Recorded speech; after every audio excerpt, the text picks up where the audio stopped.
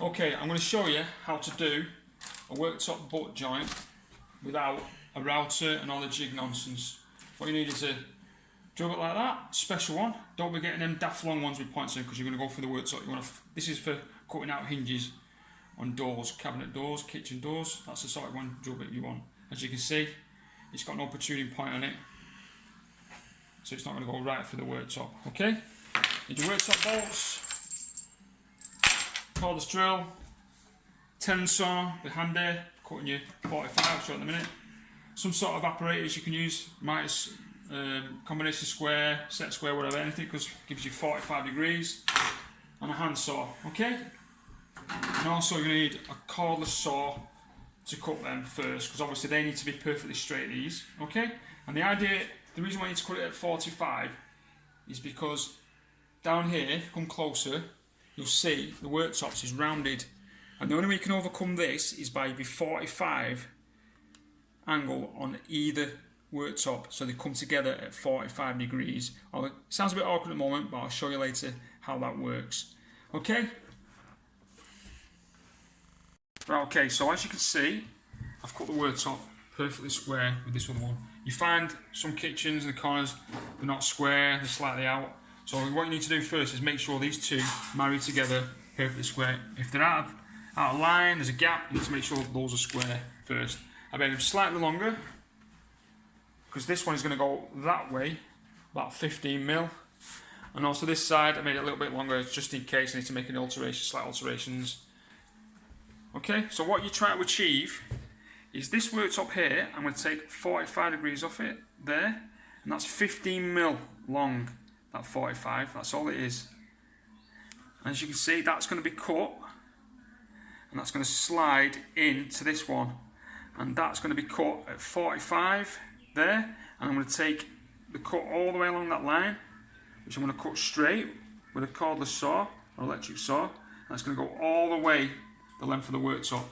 So in theory, this piece will slot into that, and that's what you're going to end up with, two perfectly square joints coming together. Okay, so when you're going to cut a worktop, you need to make sure it's nice and straight, and the best way of doing that is get yourself an electric saw with a decent blade. This one's got about 30-40 teeth. That's what you need, something like 30-40 teeth. These cordless ones with 18 teeth, no good, not sharp enough, and you end up with a bad edge. Okay, now what I've done is you need to use a straight edge. As you can see, I've set up a straight edge, clamped it at both ends. This is just a sample piece I'll show you. And as you can see, I'm not 100 mil. The distance from the side of the fence to the blade is about 60 mil, as you can see. Okay, so I've got plenty of depth there to cut off, and then a nice clean straight edge. Okay, as you can see, the fence is set up. Nice, make sure the timber you're using is very straight piece. I've given the depth there 100 mil. The edge of that to there 60 mil, so I've got plenty of space. Okay, and I've turned the worktop up because the blade cuts up.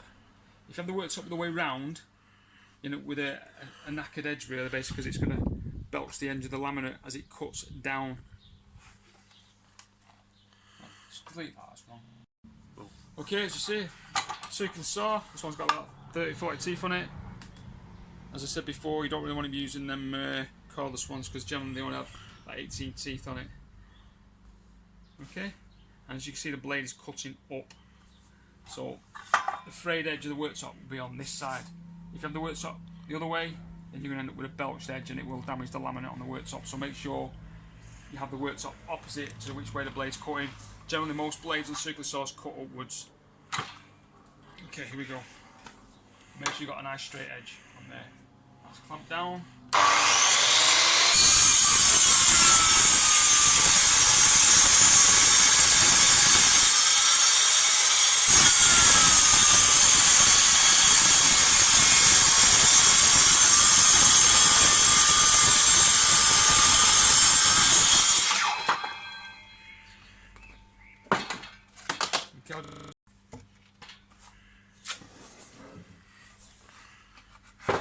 As you can see, bit of sanding and should be fine. Just a slight edge on there. and that'll be a nice straight edge, nice cut there for you. Okay. Action. Okay, so I've got my 45 there. I'm going to cut the angle on there at 45 degrees. I marked it at 15mm. Use this tenon saw because it's quite straight. It's a short piece of short-handed saw, piece of saw to use. So I'm going to cut it at 45.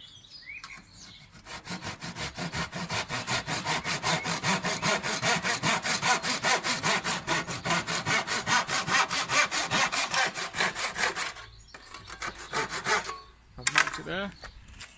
So I'm going to come from this side now, and straight down.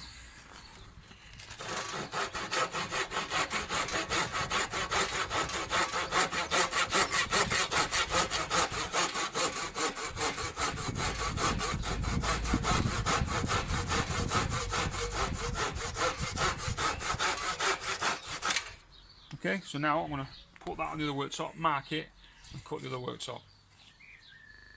Okay, so I brought the piece of worktop inside. This is the piece I've just cut at 45 degrees at 15mm. Now I've lifted it off the unit with 2 block offcuts of worktop.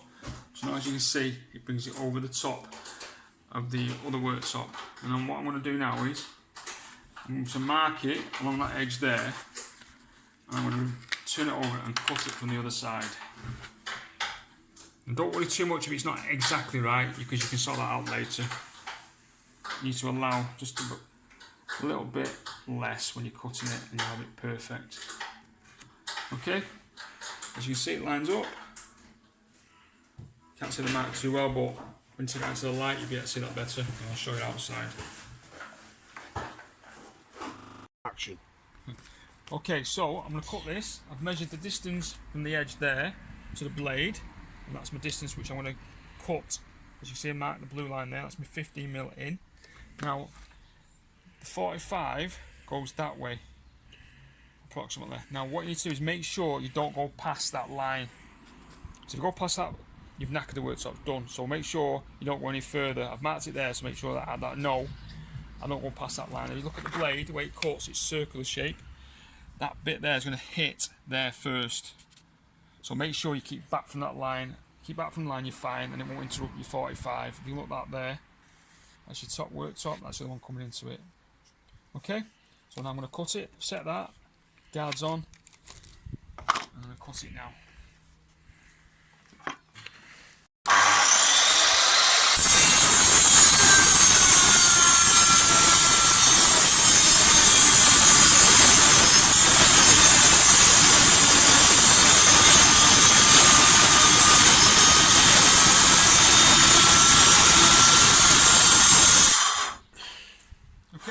So I'm going to cut it now up to the line approximately. I'm going to turn it over. I'm going to finish off the cut with a tenon saw and a hand saw. Okay, so I've turned it over. I've extended the line with the pen. I'm going to follow that line to there. There's a few pen lines in there, but I know that's the right one. So I'm going to cut down to there with the saw, hand saw, and then I'm going to use the tenon saw to finish off the 45.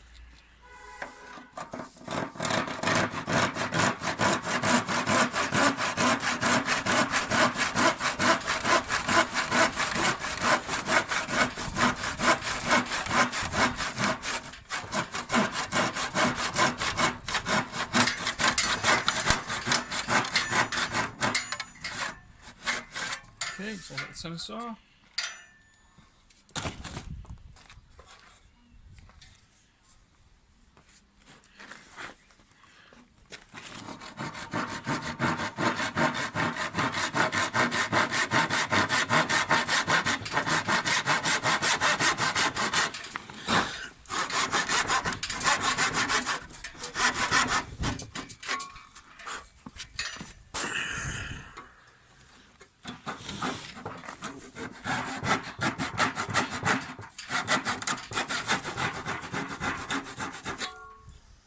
Okay, so I need to clean that up with a sander to that bit of edge off there, and that should be fine. Okay, so I've cut both joints, as you can see.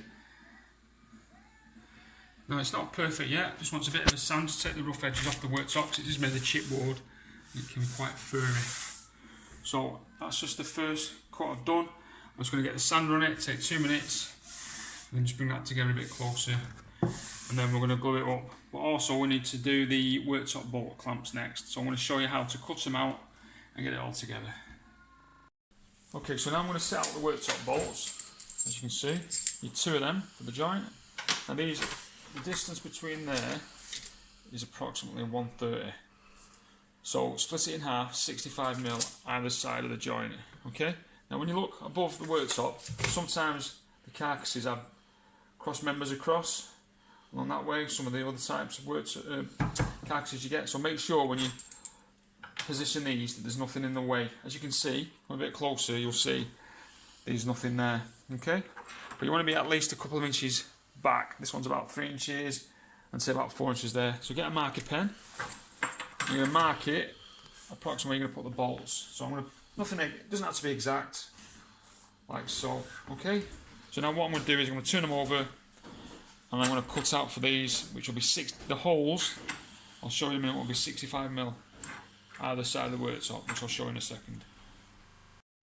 Okay, so I brought the marks round, felted pen. That's 65mm. I'm going to drill the hole.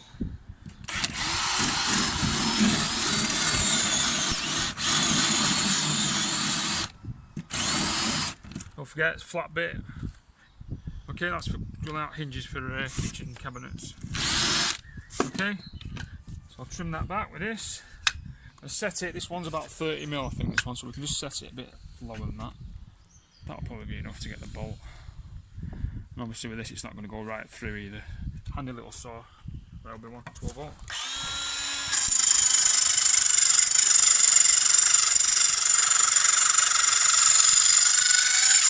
Fine tooth blade as well.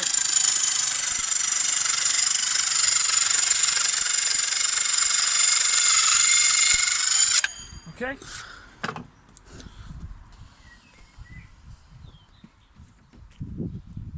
It's familiar.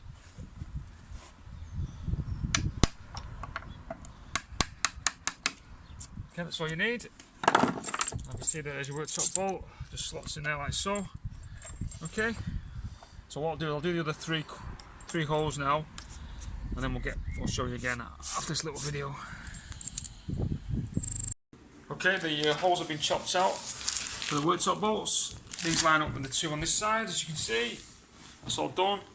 Now what I'm going to do is I'm going to sand up the edges, these rough edges, on the worktop, both sides. That'll take a few minutes to do, so we'll get a pretty good joint on that, and then we'll bring the joints together and glue them up. Okay, so now I'm going to sand the edges up.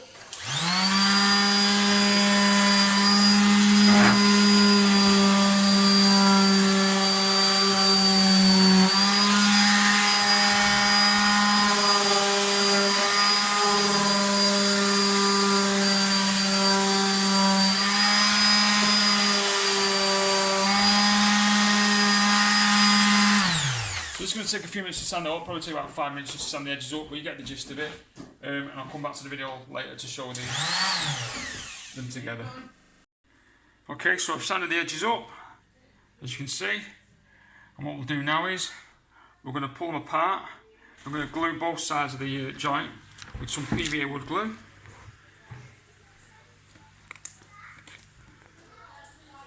And then we're going to bolt it up. Okay, put plenty of wood glue on it, don't be shy. More the merrier, won't do it in the arm, you can always wipe it off. So I'm going to put them up together, and then I'm going to put the bolts on. Okay, so I've put the clamps on, I've glued the joint up. As you can see, it's not too bad, pretty good. See a bit of glue there, but that'll dry clear when it dries up. And also you can use the worktop jointing compound, worktop filler, if you want to just get rid of that edge there. It's only a couple of quid on eBay, I think. Worktop compound. Just get the one that suits the right colour. And that's about it, really. It shouldn't take you more than about an hour or so to do that. It's not a big job. It's going to work out a lot cheaper as well. Then obviously if you're going to go buy a router, jig and all the other bits and nonsense you've got to get with it. Pretty easy job to do. Bit of practice obviously, but yeah, it shouldn't be a problem.